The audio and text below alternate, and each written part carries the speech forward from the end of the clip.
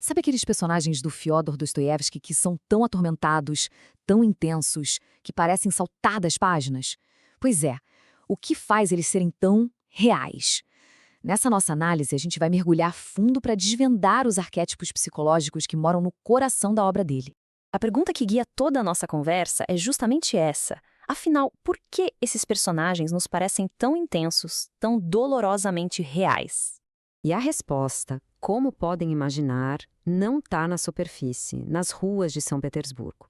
Para a gente entender de verdade o que se passa na cabeça deles, a gente precisa descer junto com eles para o subterrâneo da psique humana. E essa citação de Os Irmãos Karamazov é perfeita, ela serve como nosso guia. A ideia é que quando as certezas do mundo aqui de cima desmoronam, é lá no subterrâneo que a verdadeira busca por um sentido começa. Tá, mas o que é exatamente esse tal de subterrâneo onde os personagens do Dostoiévski vivem? Então, não estamos falando de um porão de verdade, claro. É um estado de espírito. É um lugar de alienação, de crise de fé, um lugar onde tudo aquilo que a gente acreditava, que nos sustentava, simplesmente desmorona. Sabe aquelas sensações espontâneas de alegria, raiva, amor? Pois é, lá elas se perdem. E para nos mostrar como é estar nesse estado de tumulto interno, Dostoiévski usa uns símbolos bem viscerais. Insetos cruéis, aranhas e o que ele chama de karamazovismo, que é aquela mistura maluca de ideais superelevados com uma depravação total. Tudo isso são manifestações da energia psíquica que move seus personagens. Essa visão dos Svidrigailov, lá de Crime e Castigo, é de arrepiar. Ela ilustra perfeitamente o horror de uma existência sem sentido, infestada de aranhas, que para ele talvez seja a definição mais honesta de eternidade. E o que se encontra primeiro nesse lugar tão escuro? Bom, muitas vezes é um reflexo bem perturbador de nós mesmos. A sombra. Dostoiévski explora essa ideia de um jeito brilhante no romance O Duplo, onde a gente encontra a personificação perfeita do eu dividido. Aqui a gente vê o Goliadkin um cara rachado ao meio.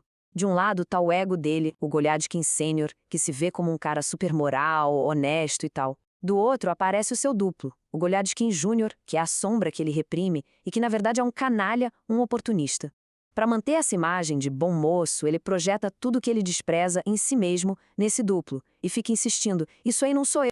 Depois de encarar a própria sombra, a jornada no subterrâneo nos leva a um outro encontro muito poderoso, com as figuras femininas, ou o que o psicólogo Carl Jung chamaria de ânima. E esse arquétipo feminino tem uma dualidade impressionante. Ela pode ser a chave para a redenção, para guiar o herói para uma vida espiritual mais elevada, ou pode ser uma força totalmente destrutiva, que arrasta ele ainda mais fundo para o subterrâneo.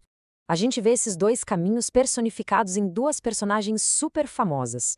De um lado, temos Sônia Marmeladova, a figura da Madonna, que representa a compaixão e a redenção. Do outro, Nastassia Filipovna, a femme fatale clássica, que, movida pela vingança, escolhe um caminho de autodestruição e leva todo mundo junto com ela. Ok, mas para que tanta dor, tanto sofrimento? Porque, para Dostoiévski, essa descida toda na escuridão não é um fim em si.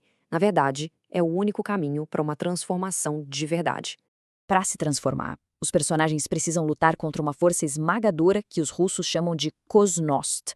Pensa numa inércia, numa estagnação, aquela sensação de que as leis da natureza vão simplesmente te engolir. É a tal da besta monstruosa contra a qual o Hippolyte, em O Idiota, se rebela.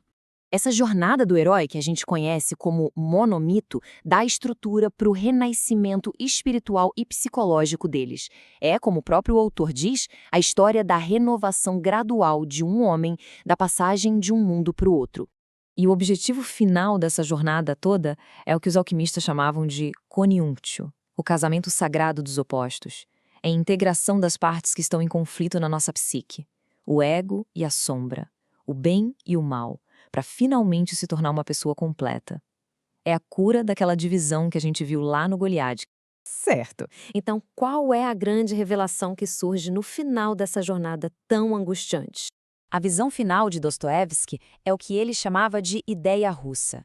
Ele acreditava que enquanto o Ocidente buscava o progresso pelo materialismo e pela razão, a Rússia tinha um caminho diferente, um caminho superior, o de encontrar a humanidade através do sofrimento, forjando a fé e a autoconsciência justamente na escuridão do subterrâneo. E essa citação dos cadernos dele revela o objetivo final, É um retorno àquela espontaneidade que foi perdida no subterrâneo, só que desta vez com plena consciência. Não é mais uma vontade egoísta, mas uma entrega voluntária a um ideal maior. Essa frase, de uma carta que ele escreveu bem jovem, revela a busca que definiu a vida inteira dele. Para Dostoiévski, encarar o mistério do ser humano não era só um exercício intelectual, era a própria essência de ser, de fato, um ser humano. E é por isso que Dostoiévski continua tão relevante. Os personagens dele fizeram essa jornada ao subterrâneo deles. A grande pergunta que ele deixa no ar é: o que será que existe no nosso?